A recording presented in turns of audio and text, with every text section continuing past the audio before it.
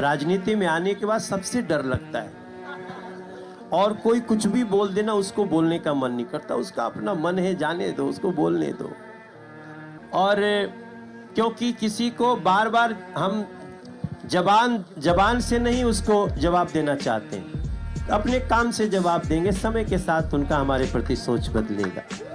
Sir लेकिन लखिया में नशा जैसे वाला लाइन। नहीं वरुण जी क्या बोले? हमको लगता था हम ही लोगों को नेता लोग से डर लगता है, आपको भी लगता है ये नई बात? नहीं, ये 2014 के पहले और 2014 के बाद की कहानी। मैं ये सच्चाई है, वही कह रहे हैं।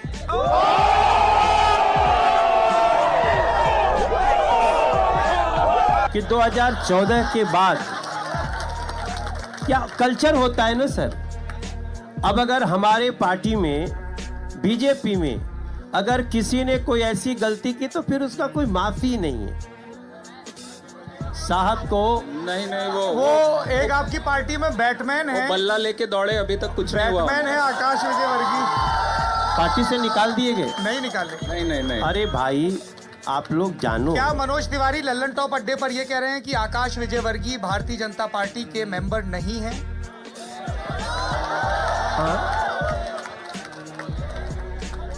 सर सिर्फ नोटिस दिया गया, नोटिस के बाद नोटिस दिया गया। नहीं, अच्छा सुनो, हाँ ठीक है। अगर हमारी एक अनुशासनात्मक कार्रवाई है, नोटिस दिया गया है तो नोटिस दिया गया है। अब उसके बाद वो उसकी जानकारी तो लेनी पड़ेगी ना। न्याय तो सबके वीडियो है उसका। हाँ क्या है? उसका तो वीडियो है, बल्ला लेके। आप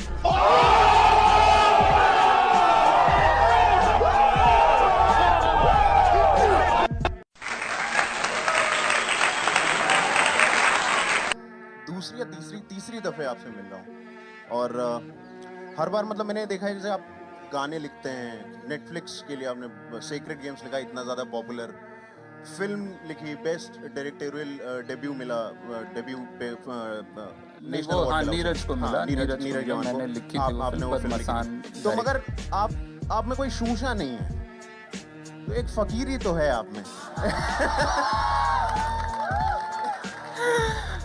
हम नहीं समझ पाए, जब तक आखिरी बाजी तुमने नहीं खेली ना, हम नहीं समझ पाए कि मार रहे हो। कोई बात नहीं, अब तो हो गया, अभी क्या बोले। नहीं, हम में कोई फकीरी नहीं है। मतलब मैं ऐसे देखता हूँ, बड़े बड़े लोगों से ही सीखता हूँ। तो आप आम काट के खाते हैं, चूस के खाते हैं? अच्छा, एक तो आम के बारे में मेरा ये मानना है थोड़ा सा ओवररेटेड फ्रूट है, ये मानना काफी है। आम कर दिया आपने उसे। हाँ, आम जो है ठीक है, बढ़िया है, जब आता है तो ठीक है, लेकिन बहुत सारे फ्रूट उससे कहीं ज़्यादा बेहतर हैं। और ख़ास करके अब आम खाते हुए अब किसी और चीज़ की याद आने लगती तो अब मैंने छोड़ दिया है। तो अब मैं अंगूर वगैरह, अब अगले साल अब हो सकता है अंगूर पे ही आ जाए कि अंगूर आप पिचका के खाते हैं कि साला। नहीं, ऐसे करके वो विलेन नहीं खाते थे फिल्मों में, वो मेरे को समझ नहीं आता था कैसे ये कोई अंगूर खाने का तरीका क्या है कि ऊपर से ऐसे कौन खाता है भाई वो। लेकिन फिल्मों में विलेन ऐसे अमरीश पुरी लेटा हुआ है, ऊपर से एक लड़की ऊपर से दे रही है, गले में अटक जाएगा भाई। पर वो खा रहे थे, वैसे तो हो सकता है ये भी पूछ लिया जाए अगले साल पर। अच्छा, और एक चीज और मैं जानना चाहता हूँ कि जैसे आपको कभी अननोन नंबर से कॉल आया, पहला थॉट क्या होता है? अमित शाह का तो नहीं है? उसका मैं वहाँ भी जवाब वैसे दे चुका हूँ, वही कि वो जो मेरे जो जॉन एलिया की 2 लाइनें हैं कि मेरे कमरे को सजाने की तमन्ना है तुम्हें, मेरे कमरे में किताबों के सिवा कुछ भी नहीं।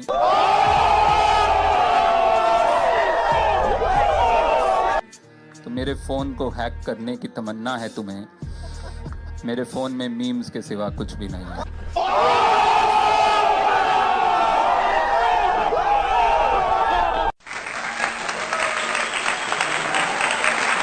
मीडिया इस पे तो कितना समय है हमारे पास। आधे घंटे का मैं मतलब तैयारी करके आया हूँ। मीडिया पे बहुत कुछ बोलना है असल में, क्योंकि लिख के लाए हैं? नहीं, लिख के नहीं लाया हूँ, कुछ डेटा है जो मैं दिखाना चाहता था, बताना चाहता था जिस तरह के, मतलब क्योंकि मीडिया इस समय हिंदुस्तान में सिर्फ चिंगारी, सिर्फ माचिस नहीं लगा रहा है, बारूद भी लाया है। माचिस भी लगा रहा है।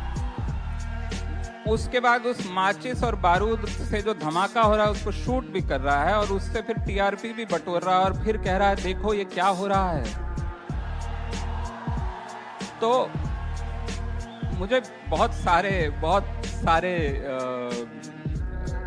गिले हैं मीडिया से, और सारे मीडिया से, सिर्फ यहाँ आज तक के हम इस कार्यक्रम में बैठे हैं और आज तक जो है सर्वश्रेष्ठ चैनल है, लेकिन सर्वश्रेष्ठ और सर्वोत्तम में जो फर्क होता है ना वो अभी भी है।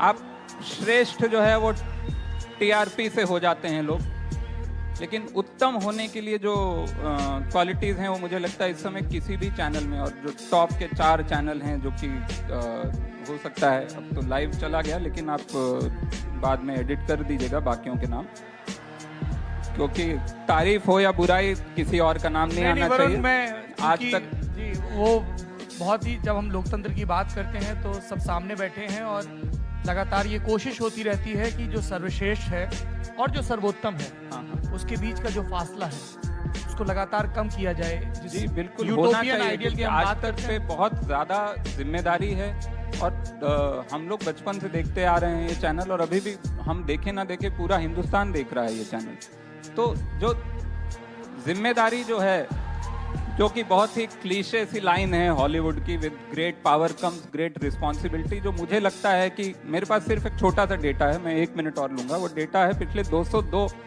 डिबेट जो हुए हैं, ये ऑफिशियल बीइंग ह्यूमन है चैनल, रमित वर्मा जो चलाते हैं, उन्होंने ये डिबेट का सिर्फ वो दिया था डेटा है, और ये 4 टॉप के जो चैनल हैं आज तक है, इसमें न्यूज़ 18 है, जी न्यूज़ है, इंडिया टीवी है, कोई और हो जो सुदर्शन वगैरह जो खुद को टॉप 4 मानते हो और उनका नाम इसमें नहीं ला पाया तो माफ़ी।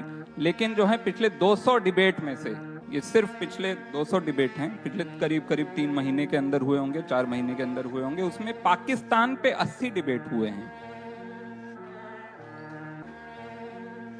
राम मंदिर पे 14 हुए हैं, बिहार में जो इतनी बड़ी बाढ़ आई उस पे सिर्फ 3 डिबेट हुए हैं, पीएमसी का जो इतना बड़ा स्कैम हुआ जिसमें हजारों लोगों का पैसा फंसा है उस पे सिर्फ 1 डिबेट हुआ, 1। बेरोजगारी जिसको लेकर बहुत सारे राज्यों में दिक्कत चल रही है, अक्सर आप देखते हैं सड़क पे युवा धरना दे रहे होते हैं, पुलिस उनको पीटती है, आंसू गैस छोड़ती है, जो भी अभी बचे हुए हैं इनके पास, और उस पे बेरोजगारी पे 0 डिबेट हुआ है पिछले 3-4 महीने में। हेल्थ पे, एजुकेशन पे, इंफ्रास्ट्रक्चर पे, महिलाओं की सेफ्टी पे 0 डिबेट हुआ है। एनवायरमेंट, आप जहर में जी रहे हैं, और सिर्फ दिल्ली नहीं, आप बहुत खुश ना हो कि आप राजधानी में, बहुत सारे छोटे शहर, कानपुर है, बहुत बुरी हालत है, कोई कानपुर को पूछता नहीं है, वो कानपुर की बदकिस्मती है, लेकिन एनवायरमेंट को लेकर कोई डिबेट नहीं हुआ है। और 80 डिबेट हुए पाकिस्तान को लेकर। पाकिस्तान का जीडीपी आप जान रहे हैं कितना है और हिंदुस्तान का कितना, मैं आपको बता ही देता हूं, 1 मिनट। पाकिस्तान जो है,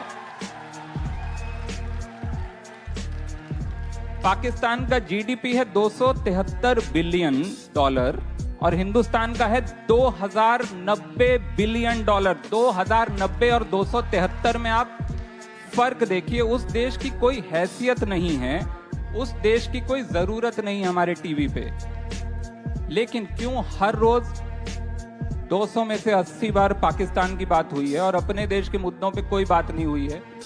क्यों है? इसका कोई कारण होगा, और वो कारण मैं जानता हूं। वो कारण ये नहीं, हम सबको पता है पाकिस्तान इररेलेवेंट है, सबको पता है, पाकिस्तान को खुद भी पता है। वो उनका ईगो बढ़ता रहता है कि इतना बड़ा देश जो हर मामले में हमसे कई 40 साल आगे है, हर चीज में, हेल्थ केयर, एजुकेशन, हर चीज में 40-50 साल हम उनसे आगे हैं। वो खुश होते होंगे देख के कि यहाँ का सबसे बड़ा चैनल जो है हम पे हर रोज बात कर रहा है, हमने ऐसा क्या कर दिया है, और हमको भी पता है। दिक्कत यही है। मुझे आज तक या किसी भी चैनल की नीयत पे शक नहीं, मुझे पता है सब अच्छे लोग हैं हिंदुस्तान में, सब के सब अल्टीमेटली देशभक्ति को अपने अंदर कहीं ना कहीं रखते हैं, ठीक है, और देश के अच्छे के लिए कर रहे हैं ऐसा मानते हैं। लेकिन अगर आप जानबूझकर कुछ कर रहे हैं, आप जानते हैं पाकिस्तान इर्रेलेवेंट है, लेकिन हम फिर भी कर रहे हैं क्योंकि आपका मुद्दा कुछ और है। आपको पाकिस्तान के जरिए समाज के किसी और तबके के गले में एक घंटी बांधनी है। आपको टीआरपी चाहिए, आपको लग रहा है उससे टीआरपी मिल रही है और शायद मिल भी रही हो। और मैं मानता हूं कि सर्वश्रेष्ठ और सर्वोत्तम में वही फर्क है कि आप टीआरपी छोड़कर भी सच दिखा पाएं।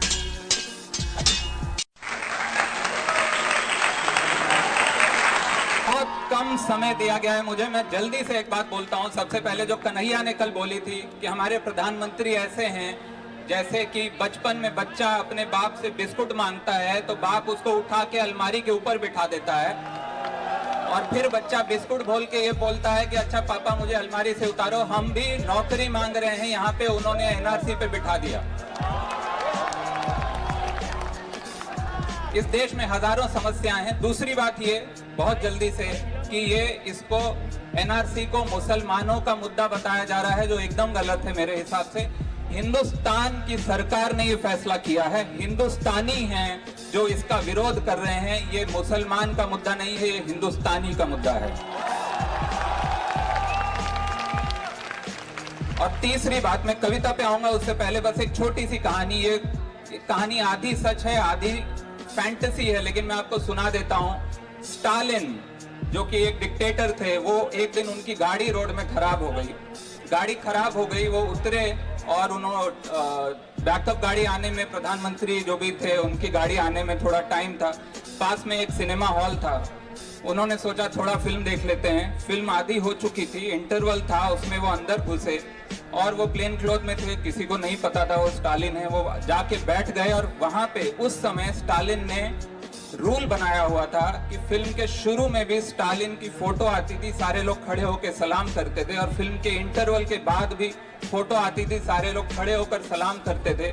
इंटरवल खत्म हुआ, सब लोग खड़े हुए, स्टालिन की फोटो आई, सबने खड़े होकर सलाम किया। स्टालिन वहां बैठे रहे, वो खुद को क्या सलाम करते, लोगों ने स्टालिन को कूट दिया कि खड़े क्यों नहीं हुए। कहानी का मॉरल सिर्फ इतना है कि डिक्टेटर ये सोचते हैं कि वो दूसरों को कूट रहे हैं, एक दिन खुद कूटे जाएंगे। और अब मैं जाते जाते सिर्फ ये अपनी एक कविता सुना देता हूं आपको। हम कागज नहीं दिखाएंगे, तानाशाह आके जाएंगे, हम कागज नहीं दिखाएंगे। तानाशाह आके जाएंगे, हम कागज नहीं दिखाएंगे। तुम आंसू गैस उछालोगे, तुम जहर की चाय उबालोगे, हम प्यार की शक्कर घोल के इसको गट गट गट पी जाएंगे। हम कागज नहीं दिखाएंगे। ये देश ही अपना हासिल है, जहां राम प्रसाद भी बिस्मिल है। मिट्टी को कैसे बांटोगे, सबका ही खून तो शामिल है। ये देश ही अपना हासिल है, जहां राम प्रसाद भी बिस्मिल है। मिट्टी को कैसे बांटोगे, सबका ही खून तो शामिल है। तुम पुलिस से लठ पड़ा दोगे, तुम मेट्रो बंद करा दोगे, हम पैदल पैदल आएंगे, हम कागज नहीं दिखाएंगे। हम मंजी यहीं बिछाएंगे, हम कागज नहीं दिखाएंगे। हम संविधान को बचाएंगे, हम कागज नहीं दिखाएंगे। हम जनगण मन भी गाएंगे, हम कागज नहीं दिखाएंगे। तुम जात पात से बांटोगे, हम भात मांगते जाएंगे, हम कागज नहीं दिखाएंगे, हम कागज नहीं दिखाएंगे। शुक्रिया। आज देश चला रहे लोगों के बारे में अगर मैं एक बात कहूँ तो वो ये होगी कि वो इस पोजीशन पे आज इसलिए हैं क्योंकि जब वो स्टूडेंट थे तो उन्होंने भी प्रोटेस्ट किया था। और अगर इसमें एक बात और जोड़ सकूं तो वो ये कि यही लोग नहीं चाहते कि आज की नौजवान पीढ़ी को ये बात पता चले। और यही वजह है कि प्रतिरोध के इस इतिहास के बारे में हम कुछ नहीं जानते। सरकार चाहती है कि इस देश का युवा ये मान ले कि प्रतिरोध करना राष्ट्रद्रोह है, एंटी नेशनल है और गैर लोकतांत्रिक है। हालांकि सच ये है कि भाजपा के कई बड़े वर्तमान नेता न सिर्फ इमरजेंसी के दौरान छात्र आंदोलनों का नेतृत्व कर रहे थे, बल्कि इमरजेंसी से पहले भी वो छात्र आंदोलन में सक्रिय थे, और उस स्तर तक जिसके बारे में आज का युवा सिर्फ सोच सकता है, बल्कि अब तो सोचने की भी इजाजत नहीं है। बल्कि ये कहना गलत नहीं होगा कि हमारी आज की राष्ट्रीय राजनीति और भाजपा खुद सरकार विरोधी आंदोलनों का ही नतीजा है। हमारे गृह मंत्री अमित शाह जी इस पर कोई ट्वीट तक नहीं करते हैं। वो चाहते हैं कि हम इमरजेंसी के बारे में जानें, लेकिन ज्यादा नहीं। 1973 से 1974 के बीच होने वाले इन छात्र आंदोलनों से भारत में कई जगह अराजकता फैल गई थी। ये आंदोलन छात्रों के छोटे छोटे मुद्दों से शुरू हुए, जैसे कि कैंटीन की कीमत, और बढ़ते बढ़ते इतने बड़े हुए कि छात्र सड़कों पर आ गए और पुलिस से भिड़े, और होते होते ये आंदोलन सरकार को गिराने जितने बड़े और सक्षम होते गए, खास करके बिहार और गुजरात में। और वे बस इतने पर ही नहीं रुके। उन्होंने स्वतंत्रता सेनानी जयप्रकाश नारायण के नेतृत्व में संपूर्ण क्रांति का नारा दिया। 1974 में अरुण जेटली ने पटना और अहमदाबाद की यात्रा करके जेपी आंदोलन का समर्थन किया, जिसमें छात्र एक निर्वाचित सरकार के खिलाफ बवाल काट रहे थे, पत्थरबाजी कर रहे थे, यूनिवर्सिटी के दफ्तरों में आग लगा रहे थे और पब्लिक प्रॉपर्टी को डैमेज करके शहर बंद करवा रहे थे। इस साल के अंत तक अरुण जेटली को छात्र आंदोलनों की संयोजक समिति का राष्ट्रीय अध्यक्ष बना दिया गया, और ये मैं फिर से याद दिला दूं, सब कुछ इमरजेंसी से पहले हुआ। अरुण जेटली की प्रोफाइल से 1974 का वो साल गायब मिलता है। आज का मीडिया और खुद उनके पार्टी वाले इसे ऐसे पेश करते हैं जैसे सब कुछ जून 1975 में शुरू हुआ हो और उन्हें एक निर्दोष छात्र की तरह अचानक से ऐसे ही जेल भेज दिया गया। यही भाजपा का भी सच है। ये जानकारी पार्टी के आधिकारिक इतिहास में से भी गायब मिलती है। जेपी के छात्र आंदोलन का मजबूत आधार था एबीवीपी और जनसंघ, वही जनसंघ जिसका 1980 में भाजपा के रूप में नया जन्म हुआ। हालांकि पता नहीं क्यों मौजूदा सरकार अपने इस इतिहास को लेकर थोड़ी सी लज्जित दिखती है और इसे छुपाना चाहती है। भाजपा का दावा है कि मोदी सरकार ने कांग्रेस से कहीं ज्यादा विरोध प्रदर्शनों का, खास करके जिसे ये सरकार भटकाव कहती है, युवा का भटकाव, इसका ज्यादा सामना किया है। लेकिन सच शायद ठीक इससे उल्टा है। कल्पना कीजिए कि छात्र महीनों तक सड़क पर निकलकर केंद्र सरकार को गिराने के लिए आंदोलन कर रहे हों, एक केंद्रीय मंत्री की हत्या हो चुकी हो, एक जज ने प्रधानमंत्री को संसद से अपदस्थ कर दिया हो, और सिर्फ अपदस्थ नहीं कर दिया हो, उनके चुनाव लड़ने पर भी पाबंदी लगा दी हो। ये सब हुआ था इंदिरा गांधी के खिलाफ। इमरजेंसी की ये परिस्थितियां थी। तो ये सब वो परिस्थितियां थी जिसमें इमरजेंसी लगाई गई। और सच ये है कि पिछले 6 सालों में मौजूदा सरकार के खिलाफ कश्मीर के बाहर कोई भी ऐसा विचलित करने वाला विरोध प्रदर्शन नहीं हुआ है जैसा इंदिरा गांधी को इमरजेंसी के पहले झेलना पड़ा था।